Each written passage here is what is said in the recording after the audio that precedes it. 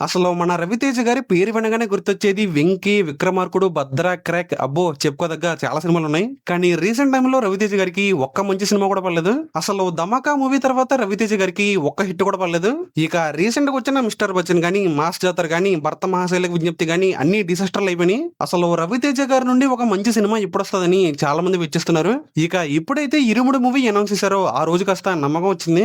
అసలు ఈ మూవీ నుంచి వచ్చిన ఫస్ట్ లుక్ చూసాక ఒక కొత్త 'రవితేజ' గారిని చూడబోతున్నాం అనిపించింది.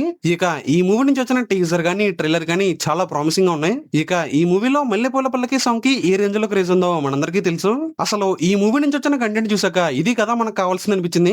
మెయిన్ గా ఈ మూవీలో 'రవితేజ' గారి లుక్స్ గానీ, డైలాగ్స్ కానీ అద్రిపోయినాయి. ఇక ఈ మూవీ నుంచి వచ్చిన కంటెంట్ చూసాక చాలా మంది ఈ మూవీ డివోషనల్ గా ఉంటదని, ఒక నార్మల్ ఫ్యామిలీ డ్రామా అనుకుంటున్నారు. కానీ ఈ మూవీ చాలా సీరియస్ మోడ్ లో ఉంటదని, చాలా టెన్షన్ పడుతుందని, చాలా ఇంటెన్సిటీ గా ఉంటదని డైరెక్టర్ శివ గారు చెప్పారు. అసలు ఆ మాటలు ఉన్నాక ఇది కదా మనకు కావాల్సింది అనిపించింది. నాకెందుకో ఈసారి 'రవితేజ' గారు కంబ్యాక్ ఇచ్చేస్తారనిపిస్తుంది.